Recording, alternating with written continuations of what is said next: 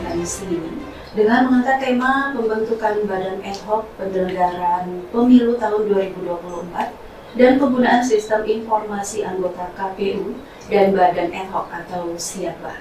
Dan di studio saat ini sudah hadir Divisi Sosdiklik Farmas dan SDM KPU, Ibu Widiati Iswandiari SMM, dan juga Komisioner KPU Bapak Ahdanan yang akan memberikan informasi mengenai pembentukan Badan Ad Hoc dan juga Siakba sampai tuntas tentunya. Oke, selamat selamat pagi Ibu, Bapak. Selamat pagi, Mbak Yudi. Oke, ya. Alhamdulillah ya sudah bisa hadir di studio. Terima kasih dan tentunya kita semua masyarakat juga ingin tahu ya apa itu Badan Ad Hoc itu apa dan juga sistem informasi anggota KPU dan Badan Ad Hoc atau Siakba. Nah, Siakba itu ternyata singkatan itu tadi ya.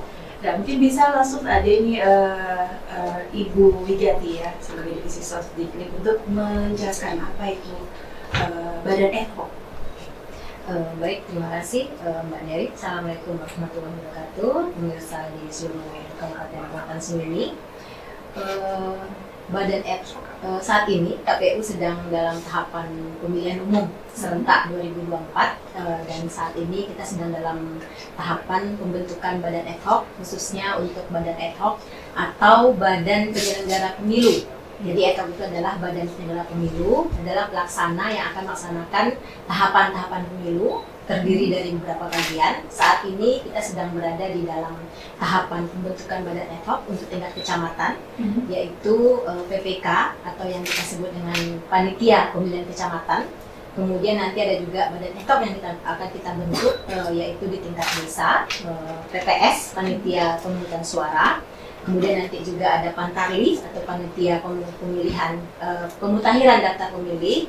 Kemudian selanjutnya akan ada Badan Ad Hoc KPPS atau Kelompok Penyelenggara Pemungutan Suara. Ini yang akan bertugas di TPS nanti di 2024. Itu termasuk dalam Badan Ad Hoc tadi itu ya? Oke, sudah dalam tahapan itu kan saat ini? Ya, sekarang kita sedang dalam tahapan khususnya untuk pembentukan panitia di tingkat kecamatan.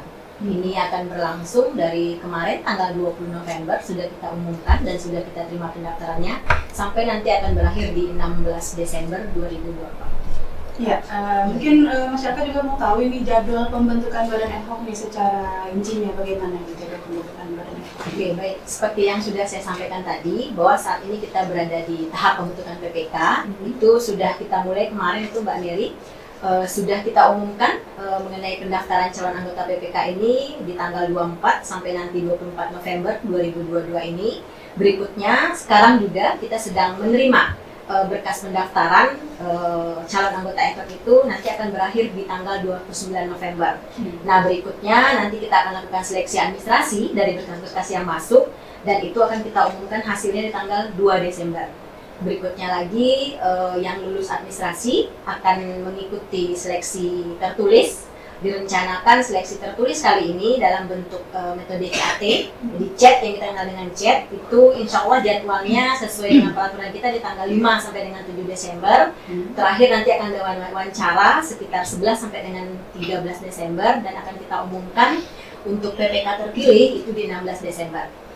Oke, itu tadi dan sekarang ini udah berlangsung ya? Iya, berlangsung. Sudah bisa memasuki ini tahapan dari jadwal pembentukan Badan Ad Hoc sudah mulai dibuka ya? Ya, sudah kita buka. PPK, terus KPS Belum, belum, masih PPK dulu. Jadi sudah kita buka dan sekarang teman-teman sudah memasukkan lamaran. Tadi lamaran itu yang berbeda, tadi ada Siakba ya sebenarnya kan. Jadi lamarannya sekarang melalui online, melalui Siakba. Nanti setelah itu nanti baru berkasnya diantar secara fisik ke KPU. Jadi sampai tadi pagi Mbak Neri kita cek di Siakba kita rekap pendaftar itu sekuansing sudah 520. Nah, yang diperlukan berapa? Yang diperlukan, nah kalau tingkat PPK ini yang kita perlukan nanti setiap kecamatan bakal ada 5 PPK. Nah, cuma 5 ya? Iya, cuma 5. Yang sudah masuk 520 sudah kita cek, alhamdulillah seluruh kecamatan sudah masuk untuk calon pelamarnya. Gitu. Jadi 5 setiap kecamatan? Iya, 5 setiap kecamatan. Oke, sudah banyak sekali ya peminatnya. Iya, benar. Nah, kalau boleh tahu nih langsung aja persyaratannya apa-apa aja nih? persyaratan untuk bisa menjadi badan ad hoc ini? Baik, persyaratan untuk badan ad hoc ini sebenarnya jika teman-teman pemilih di Kuantan ini sudah pernah mengikuti atau memang selalu update dengan info di KPU Kuansing, ini tidak jauh berbeda. Yang pertama tentu adalah syarat usia ya yang jadi patokan. Usia itu minimal 17 tahun sampai nanti kita disarankan untuk mengambil paling tinggi 55 tahun.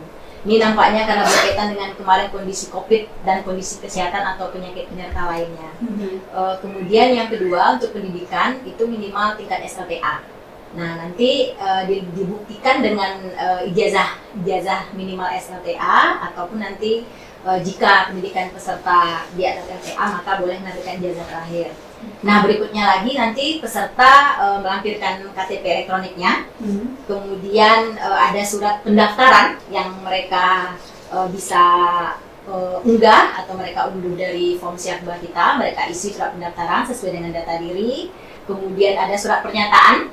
Nah surat pernyataan ini memuat beberapa poin, kalau saya tak salah ada sekitar 11 poin, di antaranya itu adalah yang terpenting adalah mengenai bahwa calon ini tidak sebagai anggota partai politik.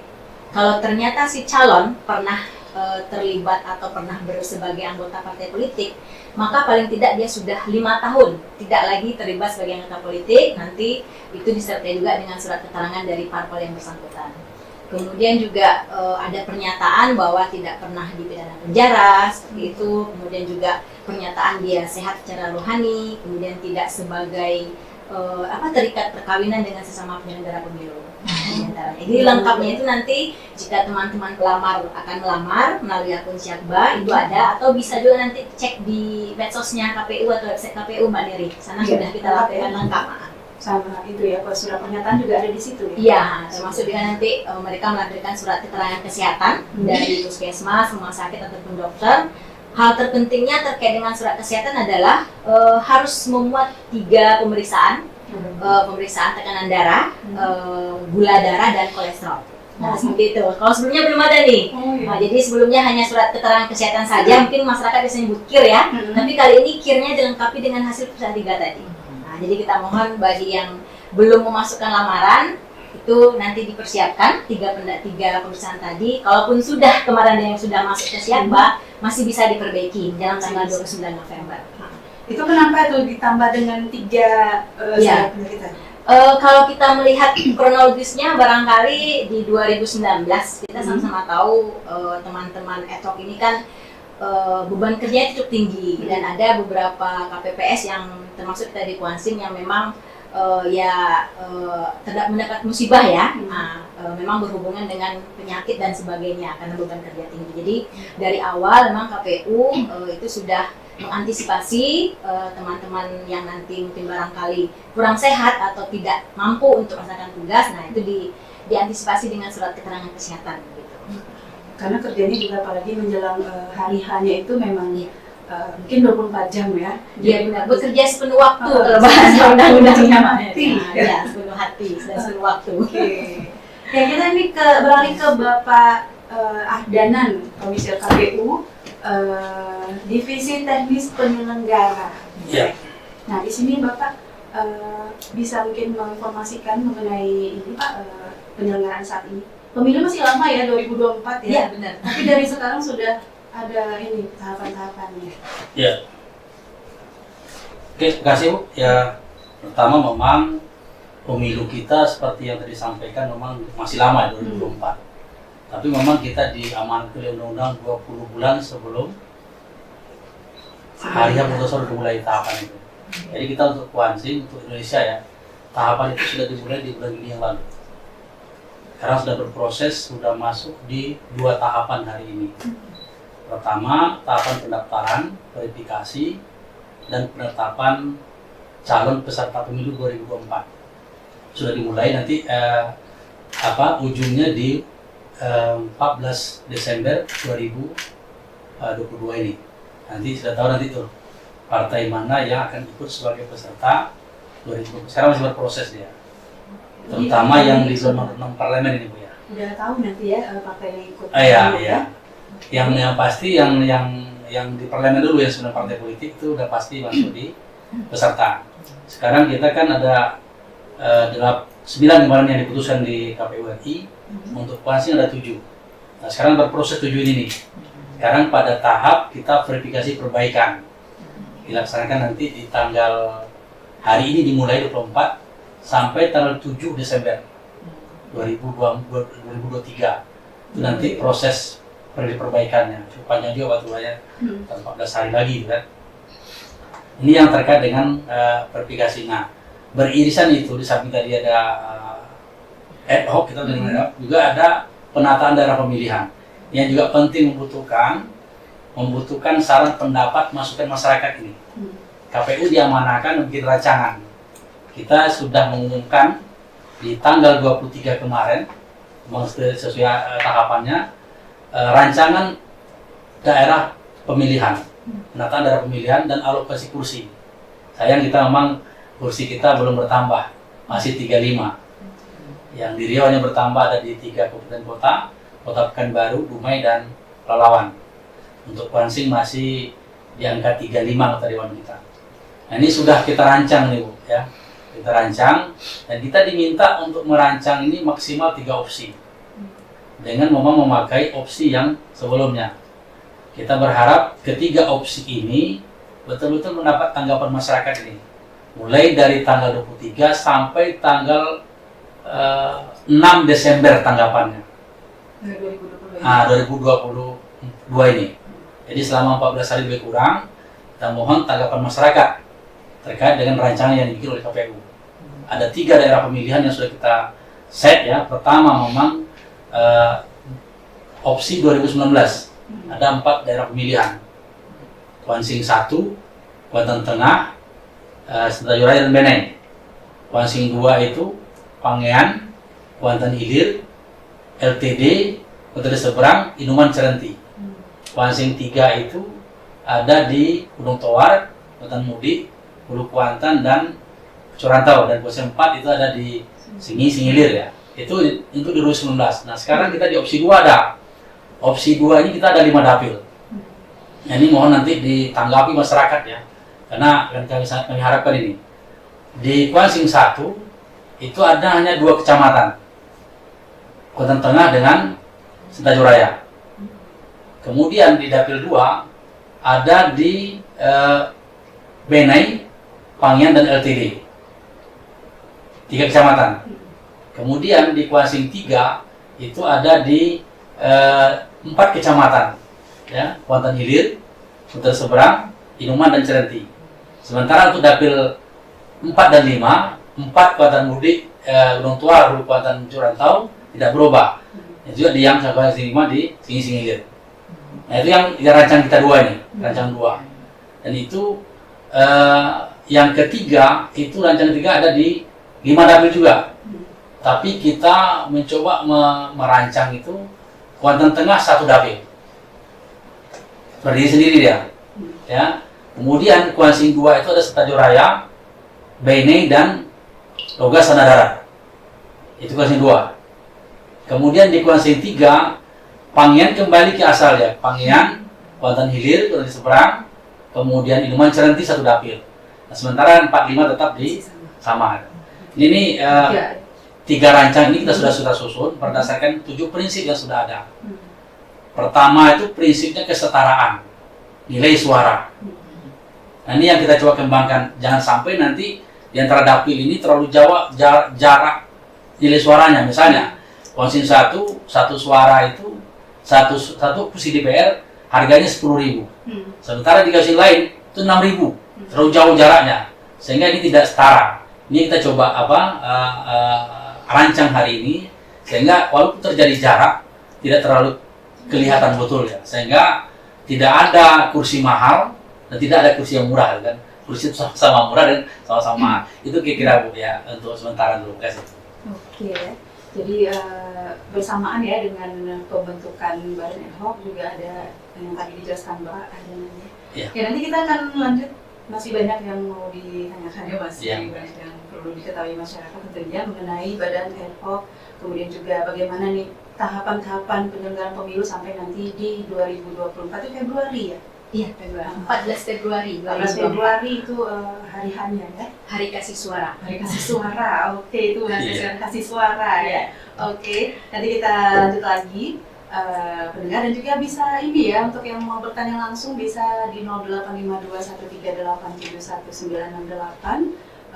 Untuk Anda yang ingin bertanya mengenai tahapan-tahapan pemilu ini, penyelenggaraan pemilu, KPP Badan Ad Hoc, dan ya apa saja yang ditanyakan mengenai tahapan-tahapan ini, langsung saja kita telepon di 085213871968. Kita akan kembali setelah episode ini. Nah, lanjut ini cara mendaftar. Nah, cara mendaftar sebagai anggota Badan Ad Hoc. Nah, ini bagaimana? Baik. Jadi untuk pendaftaran kali ini sedikit berbeda dengan pendaftaran Badan Ad Hoc sebelumnya. Kali ini KPU RI telah menyiapkan satu sistem informasi khusus yang memang digagas langsung, dibuat langsung oleh KPU RI, tim IT-nya KPU RI, tadi yang kita sebut dengan Siakba atau Sistem Informasi Anggota KPU dan Badan Ad Hoc. Nah, ini baru dimulai, baru dilaksanakan untuk pendaftaran kali pertamanya PPK 2024. Seterusnya memang direncanakan ini akan digunakan untuk seluruh Badan Ad Hoc, PPS juga, nanti ada Pantarli dan KPPS. Dan juga ini informasi yang kami terima dari KPU RI bahwa aplikasi ini juga akan digunakan untuk pendaftaran anggota KPU ke depannya. Jadi seluruh lapisan masyarakat yang berniat menjadi penyelenggara pemilu, khususnya jajaran KPU, nanti akan mendaftarkan diri melalui aplikasi Siakba ini. Nah, untuk tadi yang Mbak Neri tanyakan terkait dengan pendaftaran PPK, bagaimana? Itu nanti masyarakat yang akan berminat mendaftar bisa akses di siakba.kpu.go.id. Nanti silakan di sana, masyarakat akan membuat dulu akun. Jadi di sana ada menu akun untuk membuat akun ya di menu Siakba. Silakan dimasukkan email aktif. Jadi arti di sini email aktif adalah email yang memang kita bisa buka sehingga kita bisa tahu inbox yang masuk. Kemudian buatlah password di sana. Nah, setelah email aktif dan password dimasukkan, setelah itu silakan untuk cek ulang di email yang telah didaftarkan tadi, akan ada link untuk aktivasi. Setelah link aktivasi diklik, kemudian masuk kembali ke akun Siakba melalui tadi siakba.kpu.go.id, login.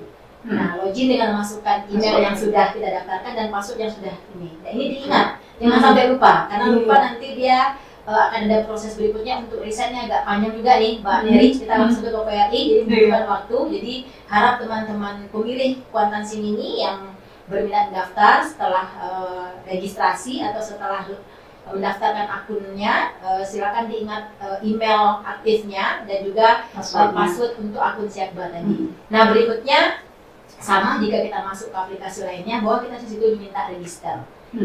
Register sesuaikan data kita dengan data yang ada pada KTP elektronik kita, baik di situ nama, NIK, alamat, dan seterusnya. Nanti juga diminta di situ biodata, ada pendidikan. Silakan diisikan pendidikan dari pendidikan awal kita dengan formal awal sampai pendidikan terakhir. Kemudian juga ada pengalaman organisasi juga minta di situ. Barangkali kalau sudah pernah bekerja sebelumnya jadi penyelenggara atau sebagainya, silakan juga diinput seperti kita mengisi biodata. Sudah ada di situ alurnya, tinggal diisi aja sesuai yang diperintahkan. Iya benar, ikuti saja perintahnya, ikuti saja perintahnya. Dan diisi sesuai KTP ya. Ya, jangan melenceng. Jangan. Ya kalau melenceng nanti dia tidak sesuai NIK dengan yang kita input, nanti akan menjadi persoalan di belakang, Mbak Neri. Kemudian nanti setelah semua isian dilengkapi, nanti teman-teman pendaftar tinggal mengunduh atau tinggal mendownload ya, tinggal mendownload surat pendaftaran, surat pernyataan, dan juga data hidup. Tinggal nanti itu di-download, kemudian di-print, lengkapi jika di situ dipakai materai, lengkapi tanda tangan, di-scan, sesuaikan dengan yang diminta PDF. Baru nanti di-upload di aplikasi Siakba tersebut. Oke, begitu ya cara mendaftarnya ya, secara online ya. Online sekarang benar. Online semua, nggak ada itu ya, tidak melalui pos lagi ya. Tidak melalui pos. Setelah nanti mereka berhasil, seluruhnya di-upload, nanti kan akan ada notifikasi ya dari Siakba melalui email. Jadi harus rajin nih cek email dan Siakbanya. Nanti tetap dokumen yang sudah tadi di-upload di-print, tetap diantarkan juga ke KPU Kuantansi Mini untuk cross check berikutnya. Gitu. Jadi setelah itu ya. Iya. Oke. Nah, tetap di print ya. Jadi Jadi jangan lupa juga Pak Neri, nanti teman-teman pelamar harus juga mengeprint tanda terima dan tanda bukti. Jadi ada di Siakba itu langsung sudah ada nanti menunya. Kalau sudah berhasil untuk upload, ada menu tanda bukti pendaftaran dan tanda terima pendaftaran. Silakan di print lengkap 2, dibawa ke KPU dengan berkasnya. Nanti kita akan berikan tanda dan distempel oleh KPU. Oke, itu tadi ya syarat mendaftarnya ya, secara online dulu, secara online oke. Tetap di print, jangan lupa itu ya. Oke. Nah, cara penggunaan Siakba bagi masyarakat. Nah, tadi sebagai ini ya, sebagai mendaftar sebagai badan ad hoc itu tadi ya sudah dijelaskan ya. Semua jadi buat akunnya dulu, jangan lupakan email sama password jangan lupa ya. Jadi sudah ada caranya di situ, sudah ngikutin aja, tinggal diikuti aja. Bisa dengan menggunakan smartphone juga. Smartphone bisa ya. Hanya pakai laptop, tapi juga bisa smartphone. Seperti kita ya sekarang sudah inilah ya, sudah biasa lah ya. Sudah seperti itu aja ya. Pendaftarannya seperti itu. Nah, ini sebelum lari ke Pak Adnan ya, untuk menjadi anggota badan ad hoc ini, apakah dia boleh seorang ASN atau dia ada pekerjaan lain, terus apakah boleh sebagai badan ad hoc juga atau tidak boleh? Bagaimana nih yang punya pekerjaan lain misalnya? Tadi pertanyaan seperti itu soalnya. Iya baik, karena memang menarik ini ya badan ad hoc ya.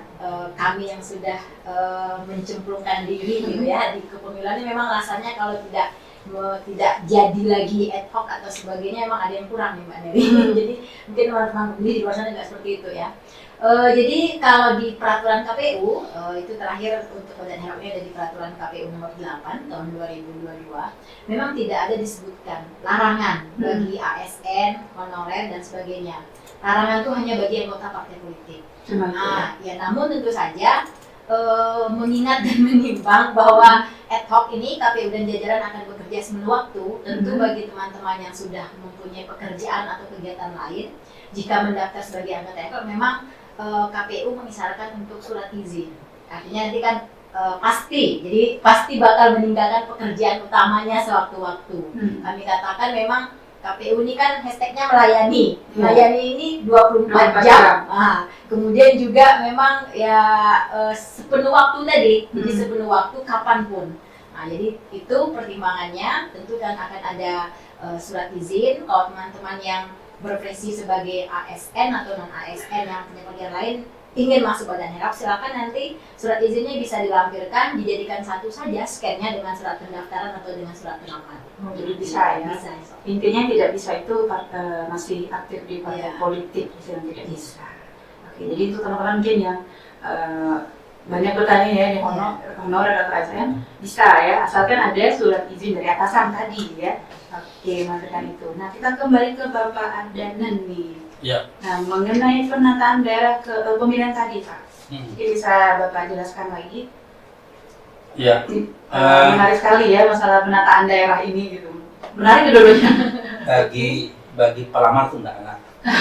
Pelamar ini. Ya karena dia tidak ini kepentingannya 5 tahun ke depan. Oke, ya kepentingan 5 tahun yang ini. Sekedar tapi lebih kepada kepentingan potensi ke depan. Oke. Kita memang dalam penataan ini betul-betul mengkaji beberapa aspek ya, yang memang diamanatkan.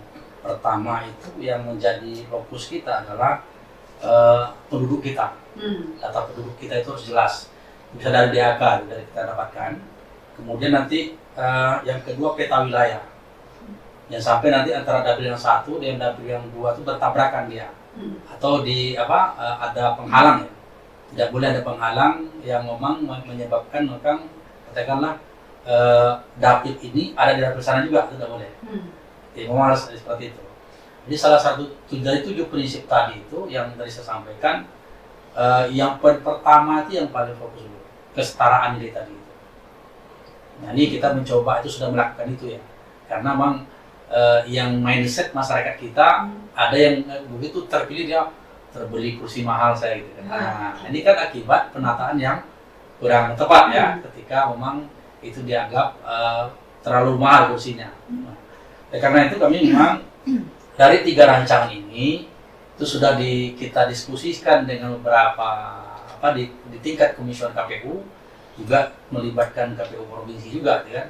Sehingga nanti kita berharap bahkan kemarin kita sudah presentasikan di tingkat nasional nanti memang ada waktunya. Sekarang sudah disetujui 3 opsi ini, lalu disebar, dikirim kepada masyarakat lagi untuk ditanggapi.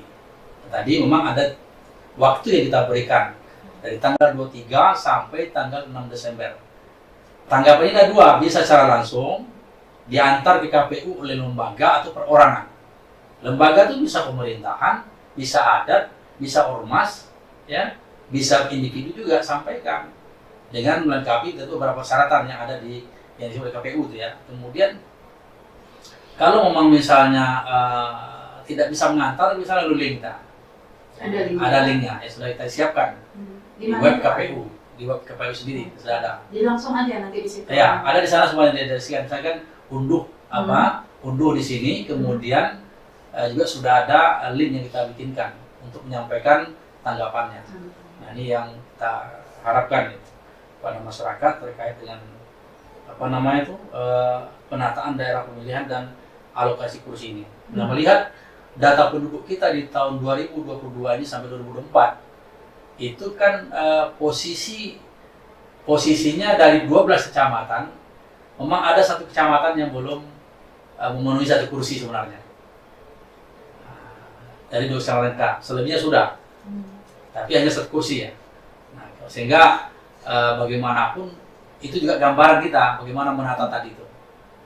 Oleh karena itu pada posisi minimal kursi itu ada 3 kursi. Ya, jadi gabungan kecamatan itu minimal 3 kursi ya. Maksimal 12 kursi. Nah, sekarang dari data kita yang ada, kita sudah di set pertama itu kan dapil 1 itu 10 kursi. Dapil 2 11 kursi. Dapil 3 6 kursi. Dapil 4 itu ada 8 kursi. Jumlah 35. Nah, kemudian itu rancangan di pemilu 2019. Di rancangan kedua kita coba di mapping lagi ya dengan opsi kedua kita itu tadi kita sebutkan di Kuansing 1 itu ada Kota Tengah dan Stadion Raya. Itu ada 9 kursi ya. 2 kecamatan 9 kursi. Kemudian di Kuansing 2 itu Benai, Pangyan dan LTD itu ada 6 kursi. Kemudian di Kuansing 3 ada 4 kecamatan ya, Kota Hilir, Kota Seberang, Inuman Cerenti, itu juga ada 6 kursi. Kemudian di Kuansing 4 6 kursi dan Kuansing 5 juga ada 8 kursi. Jadi kursinya agak 9 6 6 8. Nah, masih agak jauh juga ya. Masih agak stabil lah itu sedikit ya. Kemudian di opsi ketiga ini lebih kita coba lebih lagi. Ketika Kota Tengah ini jadi Kuansing 1 dapil, itu dia 5 kursi. Kemudian Stadion Raya, Benai dan Masyarakat ada 8 kursinya. Kemudian Kuansing 3, Pangyan sampai Cerenti itu juga 8 kursi. Lalu Kuansing 4 tetap 6 kursi dan Kuansing 5 tetap 8 kursi. Jadi kursi ini sebenarnya sebarannya saja. Cuman yang paling penting itu adalah kesetaraan suaranya. Berapa 1 kursi itu? Nah, ketika kita lihat dari sebaran ini, di dapil di opsi pertama yang kita tawarkan kepada masyarakat itu memang rentangnya cukup jauh ya. Cukup jauh. Misalnya di Kuansing 1 itu ada 10,35 dia. Berarti 10.000 1 kursi. Kemudian di Kuansing 2 juga 10.000. Tapi di Kuansing 3 6.000. Di Kuansing 4 8.000. Nah, ini kan ada 4.000 jaraknya itu. Nah, kemudian di opsi kita kedua, kita ambil lagi itu antara 8 6 5 6 8. Satu kursi. Kemudian di opsi ketiga itu lebih sederhana lagi, ada 5 7 8 6 8. Jadi tidak ada lagi angka 10. Nah, nanti kita kembali kepada masyarakat, kita tunggu masukannya, tanggapannya, dan pada akhirnya nanti ada FGD. Apa itu? Forum diskusi kita dengan masyarakat, kita undang seluruh pemangku kepentingan, kita berdiskusi dengan daerah pemilihan ini di tanggal 7 sampai tanggal 14 Desember tahun ini. 18 Desember itu udah final. Namun kami garis bawahi juga memang keputusan akhir ada di KPU RI.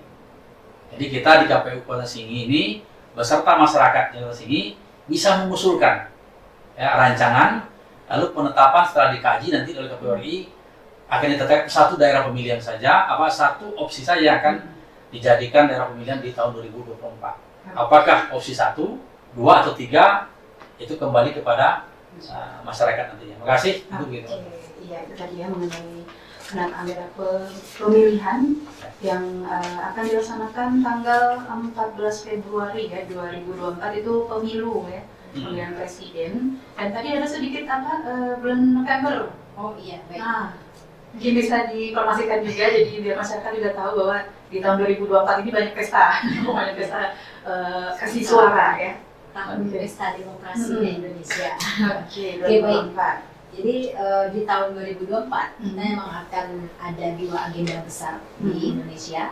Yang pertama itu kita akan melaksanakan pemilihan umum serentak nanti di 14 Februari 2024. Ini kalau anak muda biasanya netizen itu kenal dengan hari kasih sayang. Iya. Kita kasih suara. KPU bilangnya hari kasih suara. Biar ingat semuanya. Karena kasih sayang kan setiap hari ya. Nah, kasih suara ini hanya 1 kali 5 tahun. Jadi diingat. Itu nanti 14 Februari 2024 bagi penduduk yang sudah memenuhi persyaratan sebagai pemilih 17 tahun pada minimal pada 14 Februari tersebut itu akan memilih 5 jenis surat suara. Yang pertama nanti kita akan memilih presiden dan wakil presiden. Kemudian akan ada memilih anggota DPR RI, anggota DPD, kemudian anggota DPRD provinsi dan DPRD kabupaten kota. Nah, 5 surat suara. 5 kotak kalau di KPU hanya 5 kotak. 5 kotak. Kemudian nanti pada tanggal 27 November 2024 itu akan ada pemilihan yang biasa kita kenal dengan pilkada, pemilihan kepala daerah. Nah, kali ini juga serentaknya yaitu kita akan memilih gubernur dan wakil gubernur serentak dengan pemilihan bupati dan wakil bupati. Biasanya kan kalau di Kuansin itu pilkada hanya 1 kotak, besok akan ada 2 kotak. 2 langsung. Jadi ingat ya, 2024 ada 2 kali pesta demokrasi ya, dan mudah-mudahan lancar-lancar aja ya. Amin. Nanti kita kembali lagi di kesimpulannya mengenai Badan Ad Hoc Siakba dan juga penataan daerah pemilihan tentunya masih di dialog interaktif dengan tema pembentukan Badan Ad Hoc penyelenggaraan pemilu tahun 2024 dan penggunaan sistem informasi anggota KPU dan Badan Ad Hoc Siakba bersama Ibu Widiati dan juga Bapak Adenan dari Komisioner KPU. Kita akan kembali setelah ini. Dan ini di sesi terakhir ya. Masih banyak sebenarnya pertanyaannya ya. Oke, kita ke Bu Widiati dulu nih mengenai tadi syaratnya tidak boleh sebagai partai politik untuk anggota ad hoc ini, Badan Ad Hoc ini. Nah, bagaimana mengecek kita ini tidak masuk di partai politik atau politik tersebut? Mana tahu gitu ya. Tiba-tiba ada nama kita gitu. Padahal kita rasa-rasanya tidak masuk dalam partai politik manapun gitu. Nah, bagaimana cara mengecek kita ini memang bukan termasuk di dalam itu? Baik, jadi memang KPU semenjak tahapan di 1 Agustus kemarin pada saat partai politik secara nasional mendaftar di KPU RI, itu KPU sudah membuka helpdesk khusus. Memang ada helpdesk khusus yang telah dibentuk KPU untuk masyarakat mengecek NIK dia, apakah dia terdaftar atau bukan atau tidak sebagai anggota partai politik. Memang sepanjang dari 1 Agustus kita menemukan laporan dari masyarakat bahwa ada masyarakat yang tidak sebagai anggota partai politik merasa bukan anggota partai politik, tapi namanya ada di sistem informasi partai politik atau SIPOL. Nah, ini silakan teman-teman pemilih ataupun masyarakat Kuantan ini yang akan mengecek datanya apakah terdaftar atau tidak, terutama bagi yang bukan sebagai anggota partai politik. Nanti boleh diakses di helpdesk.kpu.go.id/tanggapan. Jadi sudah ada di sana. Kita bisa cek NIK dulu. Jadi silakan cek NIK di info.pemilu.go.id/cek NIK. Masukkan saja dan nanti NIK-nya yang ada di KTP 16 digit masukkan, nanti akan kelihatan. Kalau ternyata kita bukan anggota partai politik, tetapi ada nama kita di sana, Anda NIK sekian terdaftar di partai politik XYZ misalnya, silakan nanti lakukan tanggapan masyarakat atau laporan, biasanya kita laporan melalui helpdesk KPU itu ke helpdesk.kpu.go.id/tanggapan. Silakan dimasukkan di sana, sampaikan apa yang menjadi keluhan, bahwa misalnya saya bukan anggota partai politik, tapi begitu saya cek NIK kok nama saya ada. Nanti itu akan masuk ke database-nya KPU Kuansing, ditujukan ke KPU Kuansing, akan masuk ke database. Nanti kita akan lakukan klarifikasi. Kita akan undang yang memasukkan laporan tadi, kita akan melakukan klarifikasi. Selain klarifikasi pada yang bersangkutan, kita juga akan klarifikasi pada partai politiknya. Nah, seperti itu ya Mbak Heri. Oke, nah itu tadi masalah itu tadi ya, nama kita ada di partai politik sementara kita tidak merasa mengikuti itu. Nah, yang mungkin pertanyaan masyarakat juga ini mungkin agak tabu dipertanyakan, tapi harus dipertanyakan. Nah, masalah honornya, nah boleh ini ditanyakan, masalah honor PPK atau Badan Ad Hoc ini bagaimana ini? Oke, baik. Jadi informasi terakhir kita dari lapor Badan Ad Hoc Kendari memang sudah dirilis honor PPK oleh KPU RI, dan honor itu tentu berdasarkan peraturan Menteri Keuangan ya. Untuk PPK itu memang ada kenaikan dari sebelumnya. Kalau yang sebelumnya terakhir pilkada, kalau saya tak salah itu sekitar 1.850.000 untuk ketuanya. Sekarang ini untuk ketua itu 2.500.000 dan untuk anggota 2.200.000. Jadi ada kenaikan untuk PPK.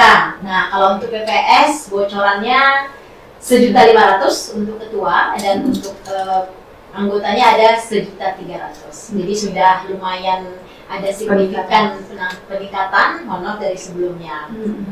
Nanti ini, makanya mungkin barangkali ya masyarakat dalam waktu hanya 4 hari, 20 sampai 24 ini sudah kita buka, ini sudah sudah lebih 520 dari pagi. Ini selain karena masyarakat dapat informasi kenaikan honor, juga salah satunya adalah persyaratan yang awalnya itu 2 periode. Jadi harus ada pembatasan periode, 2 periode tidak boleh lagi mendaftar. Sekarang itu sudah tidak ada kalau untuk ad hoc. Nah, ini makanya mungkin masalah tidak ada batasan. Iya, tidak ada batasan lagi terkait dengan priorisasi. Gitu. Oke, jadi masih ada waktu sampai tanggal 29 ya? Iya, untuk tanggal 29 ad hoc. Nah, itu tadi honornya sudah dijelaskan juga, jadi tidak perlu bertanya-tanya lagi ya, sudah ada kenaikan anggaran untuk honornya. Nah, kita kembali ke Bapak Adnan. Nah, mengenai penataan daerah pemilihan. Ini tadi ya, masih belum tuntas. Nah, bagaimana nih Bapak? Katanya nanti akan ada dibuat FGD ya. Nah, itu bagaimana ya? Diundang siapa? Nah, tahunya dari mana ini? Bagaimana itu Pak? Ya, sesuai dengan tahapan dari yang telah ditetapkan oleh KPU RI itu di dalam PKPU 6 ya. Memang kita ada tahapan FGD itu di tanggal 7 sampai 16 Desember. Ini kan waktu yang diberikan, rentang waktu. Uji publik ya, kita berharap ini dimanfaatkan betul oleh masyarakat, terutama semua kepentingan ya. Nanti dalam proses FGD itu kita rencana 2 kali nih supaya maksimal kan. Yang pertama baru pemanasan, yang kedua mungkin sudah mulai mengerucutkan agak pada kesimpulan ya. Pertama tentu yang kita undang adalah teman-teman partai politik yang punya kepentingan langsung juga kan. Kemudian pemerintah daerah, ya pasti ya pemerintah daerah, Forkopimda di sana, kemudian LSM juga, Ormas, kemudian lembaga sosial kita, ada lembaga adat, kemudian juga ada di kelompok pemuda, ada KNPI dan pemuda-pemuda yang lainnya. Yang nanti terakhir tentu yang ini milenial ini penting juga di kelompok mahasiswa. Dan nanti kita undang sebagai peserta FGD ini. Tentu dengan harapan begitu kita memberikan ruang kepada masyarakat selama 14 hari dari tanggal 23 sampai tanggal 6 Desember, tanggapan dan masukan ini kita kumpulkan semuanya, lalu nanti di FGD kita bahas bersama-sama.